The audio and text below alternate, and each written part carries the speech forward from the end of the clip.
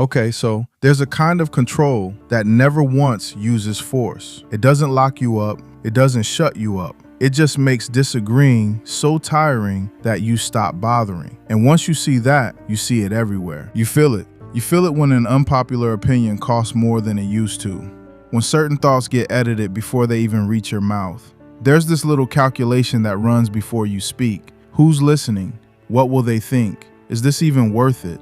Nobody told you to run that calculation, and that's exactly what makes it work so well. This isn't censorship the old way. The old censor was a guy with a stamp and a list. You knew exactly what he banned. You could see him. You could hate him. You could fight him if you wanted. The new version has no office, no list. It works through the air, through this felt sense of what you can and can't say. And you soaked it up so early and so completely that it just feels like your own good judgment now. And here's the part that should bother you the most. You'll defend this thing. You'll defend the censor inside your own head. You'll call it tact. You'll call it being mature. You'll call it knowing how to read a room. You'll feel your own submission as a social skill. And you'll feel a little better than the people who don't have it. A culture that pulls this off has done something no dictator ever managed. It made people police themselves for free and feel good while doing it. It wanted your submission and you handed it over.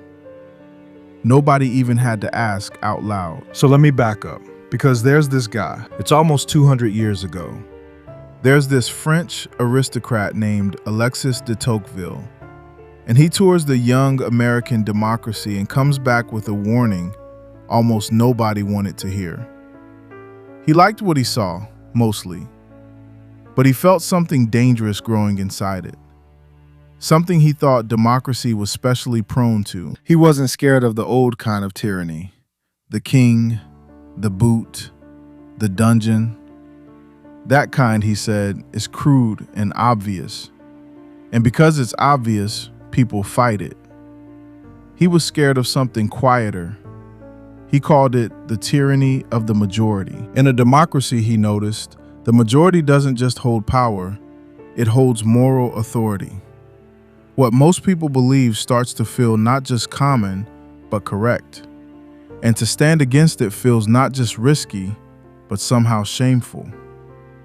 The guy who disagrees doesn't get thrown in prison. He just gets left alone with his opinion, surrounded by a silence that says, you can talk, but nobody's listening. And you're going to pay for having said it. Here's the chilling part. Tocqueville said this new kind of power leaves your body alone and goes straight for your soul. It doesn't say think like me or die. It says think like me or be a stranger among your own people. And most people will pick almost any belief over that kind of loneliness. 100 years later, this French historian, Michel Foucault, gave this thing its modern shape. In his book, Discipline and Punish, he talked about the shift from punishing the body to installing discipline inside the mind. And his big image was the panopticon. It's a prison designed by this philosopher Jeremy Bentham, built so one guard in the center could see into every cell, but no prisoner could ever tell if he was being watched right now. And here's the genius of it. The watching didn't have to be real. Just the possibility of being seen was enough. Eventually, the prisoners started watching themselves, behaving every second like someone was looking.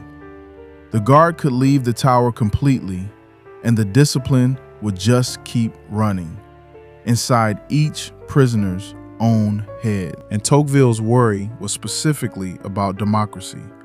That's what made it new. Under a king, at least disagreeing had a clear target and some dignity. To defy the crown was to be a rebel, and rebels always had a little glamour to them. But under the rule of the majority, to disagree isn't to be a rebel, it's to be wrong, or weird, or behind the times. It's to get quietly erased by people who never had to lift a hand. So put Tocqueville and Foucault together, and the whole machine of modern submission shows up. Tocqueville gives you the pressure. One dominant opinion, so everywhere, so loaded with morality, that holding a different one feels like exiling yourself from your own community. Foucault gives you the install, a watchman built into your own head, checking your words before you say them, checking your thoughts before you even finish thinking them. And notice how rarely anybody actually gets punished anymore. The discomfort of getting a weird look, the chill that drops over a conversation when you say the wrong thing, the quiet exclusion from a group that used to include you, the pile-on online, watched by thousands, that turns a person into a cautionary tale overnight. None of this is violent. It doesn't need to be. Just the fear of it is enough. And fear, unlike a prison wall, follows you everywhere. It's in the room before you walk in. It's in your phone, in your inbox, in the 3-second pause before you hit post, where the editor inside you quietly rewrites you into someone safer. This is why modern submission feels so completely like your own choice. You're not scared of the police. You're scared of the room. And because the room is everywhere now, the fear is constant. A low hum in the background that shapes what you let yourself think, long before it shapes what you let yourself say. Here's Foucault's deepest and most disturbing point. It's about what this does over time. That watchman inside doesn't feel like something forced on you. It feels like you. After enough years of watching yourself, you can't find the line anymore. The line between what you actually believe and what you've trained yourself to believe is safe. The censorship goes invisible because it merged completely with the self doing the censoring. And Tocqueville saw where this goes for a whole society. A people fully used to the tyranny of the majority doesn't get rebellious. It gets mild, agreeable, timid. A nation of people who quietly gave up the dangerous habit of thinking for themselves in exchange for the warm safety of agreement. He feared this would make not loud, dramatic oppression, but a slow softening of the human spirit. A population of well-behaved minds, each one a little smaller than it could have been. And the tragedy is, none of this feels like loss from the inside. The censor doesn't show up calling itself censorship. It shows up as good judgment, as emotional intelligence, as maturity. That mix-up, thinking submission is wisdom, that's the whole trick. And it's why almost nobody ever notices they fell for it. Here's the test for whether it happened to you. It's not whether you agree with the majority. You might honestly agree and be right to.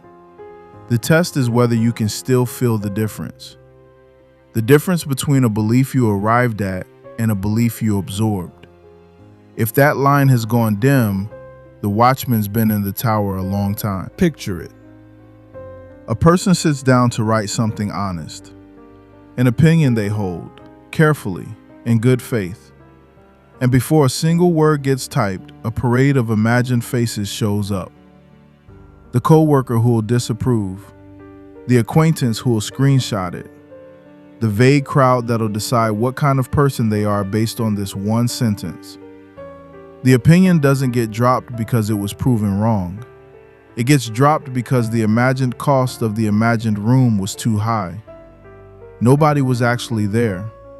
The room did all its work as a ghost. This is the panopticon perfected. Bentham still needed to build an actual tower. The modern version needs no building at all because the watching got fully moved into the watched. You carry the tower with you. Your every waking second, both the prisoner in the cell and the guard in the tower. And the guard never sleeps, because the guard is you. And the longer it runs, the less you can even find the original self it replaced. Ask yourself something simple. Of the opinions you hold the strongest, how many did you reason your way into? And how many did you just absorb from the room and then backfill with reasons? For most people, answered honestly, the split is disturbing. Not because they're weak, but because the watchman has been editing the input so long that the edited version feels like the only version there ever was. So what do you do? And look, the fix is not recklessness, and it's not being a contrarian for the sake of it. That's just submission to a different crowd. Tocqueville loved democracy. He just insisted it needed citizens strong enough not to dissolve into it. And that strength starts with one repeatable move: catching the edit before you make it. Next time you feel yourself softening a true sentence to make it safer, stop. You don't have to change what you do. Just notice that you were about to, and ask one question. What exactly was I afraid of? Name the fear precisely. Was it a real consequence? Or was it just the felt pressure of the room? Usually, when you look right at it, the threat is way smaller than the submission it was about to cause. This is the work of slowly pulling your real judgment apart from your trained caution. You won't win every time, and you shouldn't try to. Some caution is wisdom. Saying every true thing to every audience isn't courage, it's foolishness. The goal isn't to broadcast. The goal is to know the difference, to be able to feel clearly the line between "I chose to keep this private" and "I got scared into pretending I don't think it." Then, every once in a while, carefully, in the right room, with the right person, say the true sentence anyway, unedited, not to provoke, just to prove to yourself you still can. Every time you do, the watchman loses a little of his authority, because you just showed to the only audience that matters that you're not entirely under his control. You can't tear down the panopticon. It's built into the architecture of a connected, watching age, and it's not going anywhere. But you can refuse to be its most obedient prisoner. You can keep alive somewhere inside the small and stubborn flame of a mind that still knows what it actually thinks. The majority will always be there, and it'll always feel like truth just because it's big. Your job isn't to fight it for sport. Your job is to stay someone, to keep, in a culture that quietly demands your mental submission, the one thing it can never take unless you hand it over: a self that still does its own thinking.